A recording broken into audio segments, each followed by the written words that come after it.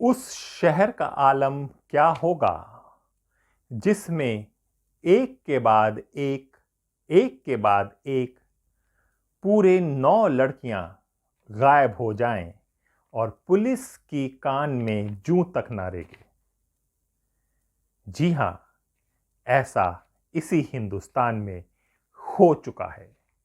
नमस्कार, मेरा नाम हैदर अब्बास नकवी है और आप मुझको इस वक्त इंडिया लाइफ में देख रहे हैं। आप तसव्वुर कर सकते हैं कि एक रिक्शा चलाने वाला जो पैडल रिक्शा होता है वो कितना कमाता होगा और वो कितना कमा लेगा।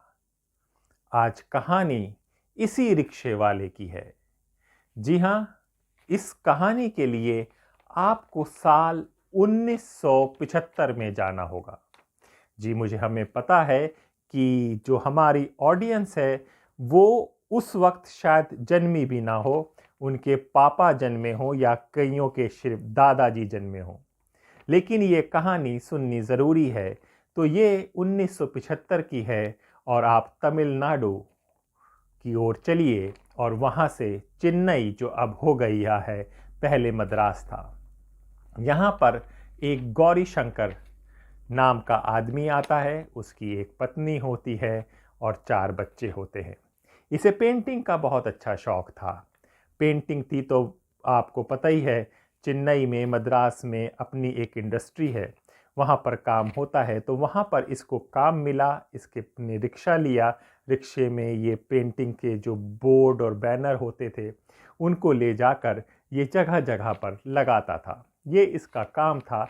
इसमें इसको इतना पैसा मिल जाता था कि इसका गुजारा हो जाए। तभी शहर में, स्टेट में शराबबंदी हो गई। शराबबंदी जब भी होती है तो उससे शराब कभी बंद नहीं होती। शराब पीने वालों को शराब मिल ही जाती है, भले ही हम बंदी का नाम दे दें। ऐसा हमने अभी भी हम कई राज्यों में देख रहे हैं और पहले भी देखा, और ऐसे ही हुआ इस चेन्नई में भी। तो जब शराबबंदी हुई तो इसको कुछ अलग लोग मिले, थोड़े से जो बदमाश और गुंडे टाइप के होते थे। उन्होंने कहा कि भाई, तू रिक्शा तो चलाता है, तुझको हम ये कुछ बोतलें दे देंगे, तू वहाँ पर पहुँचा दे। तो इसको डर लगता है, कहता है कि जी ये तो गलत है, कानून नहीं है। कहने लगे सारे कानून वाले हमारे पास हैं और ये जिनको जा रही है वही कानून बनाते हैं, यानी कि सफ़ेद पोश नेता लोग। तो ये इस काम में लग जाता है, इस काम में ये लग जाता है और इसकी कमाई बढ़ने लगती है। सहीं पर इसकी मुलाकात जब एक घर पे जाता है तो वहाँ पर एक कैबरे डांसर ललिता से होती है। पहले कैबरे काफ़ी चलता था, आपने देखा होगा। अगर पुरानी फिल्में आप देखेंगे तो उसमें हेलन का डांस, जिसे कैबरे डांसर के नाम से जाना जाता है, कैबरे होता था। तो वैसे ही इनको एक ललिता मिलती है और ललिता से इसका प्रेम प्रसंग बढ़ जाता है। शराबों को इधर से उधर डिलीवरी करने के चक्कर में ये पैसा कमा लेता है और ये पैडल रिक्शा से ऑटो रिक्शा में आ जाता है। और अब ये शराब के साथ लड़कियां भी इधर से उधर करने लगता है, यानी कि वैश्यावृत्ति को, एक वैश्या को इधर से उधर, प्रोस्टिट्यूट्स को इधर से उधर ले जाया जाता था इसके रिक्शे में। तो मैंने कहा कि कैबरे डांसर ललिता से इसे मोहब्बत हो जाती है। इधर कहते हैं कि इसकी वाइफ की तबीयत ख़राब होती है, उसको कुछ मेंटल प्रॉब्लम होता है और वो सुसाइड कर लेती है। और जो 4 बच्चे थे वो भी तितर बितर हो जाते हैं। ऐसा पहली दृष्टि में ये है, यहाँ वहाँ के लोग बताते हैं। तो ये ललिता को लेकर आ जाता है। ललिता के साथ इसका दिन गुजरने लगते हैं, होने लगते हैं, रिक्शा कमाने लगते हैं, शराब होने लगता है, साथ में लड़कियों का आना जाना शुरू हो जाता है। इसका एक दोस्त होता है सुधाली मत्थू। सुधाली मत्थू जब इसके घर आने लगता है तो उसका ललिता के साथ जान पहचान होने लगती है और ये जान पहचान मोहब्बत में बदल जाती है। जी हां, मोहब्बत का अंजाम ये होता है कि ललिता सुधानु मत्थु के साथ भाग जाती है। इसको ये बर्दाश्त नहीं कर पाता है, अपने आप को बहुत कोसता है, क्या हो गया क्या हो गया। और इसे पता चलता है कि ललिता वहाँ पर है। ये उस जगह जाता है, ललिता से माफ़ी मांगता है, कहता है कि मेरे घर चलो। घर चलो। ललिता मान जाती है, घर आती है, फिर कुछ होता है और फिर ललिता चली जाती है। तभी सुधांशु मत्तू इसके पास आता है। सुधांशु मत्तू पूछता है कि भाई ललिता को तुम लेकर आए हो? कहते हैं कि हाँ वो आई थी, लेकिन उसको कोई काम मिल गया है, वो ऑल ओवर इंडिया के टूर में गई हुई है। सुधांशु मित्तू को ये चीज़ नागवार से गुजरती है, क्योंकि तभी एक बुढ़ी औरत आती है। बुढ़ी औरत कहती है कि बेटा तुमने मुझे घर कहा था कि अभी ये दीवार बन जाए तो जाएगी। नहीं, हाँ हाँ माई, घर तैयार हो गया है, दीवार बन गई है, आप आकर रह लेना और इसका 50 रुपये किराया होगा। कहते कि भाई तुम जैसा आदमी कहाँ मिलेगा, इतना दानवीर, इतना तुम लोगों का ख्याल रखते हो। सुधांशु मित्तू से कहता है कि भाई ललिता चली गई है, मैंने तुम्हें बताया है। और सुधांशु मित्तू चला जाता है वहाँ से। कुछ दिनों के बाद अब एक और शख्स की एंट्री होती है। ये शख्स होता है रवि। रवि कौन है? रवि उसी सिद्धू का दोस्त है। अब वो कहता है कि भाई सिद्धू कहाँ है, यानी ललिता पहले नहीं मिल रही थी जिसको इसने बताया कि वहां अब सिद्धू भी गायब हो गया है। अब ये कहता है कि भाई तुम लोग मेरे पास क्यों आ रहे हो, मुझे क्या पता इन सब चीज़ों के बारे में, बार बार क्यों पूछ रहे हो। रवि से इसके हीटेड आर्गुमेंट्स होते हैं, रवि चला जाता है। अब कहानी में एक और ट्विस्ट आता है। रवि के 3 दोस्त संपत, मोहन और गोविंदराज, ये 3-4 दिन के बाद आते हैं। तब सोचिए, तब मोबाइल नहीं होता था, पहले ढूंढा जाता होगा कहां पर। अब ये कहते हैं कि रवि कहां है। अब कहानी में रवि भी गायब हो चुका है। तो ये उनसे भी नहीं कहता कि भाई यहां पर बात चल रही है कि हमें क्या पता क्या चीजों का। अब यहीं पर इसी वक्त शहर में एक और अफरा तफरी सी मचती है।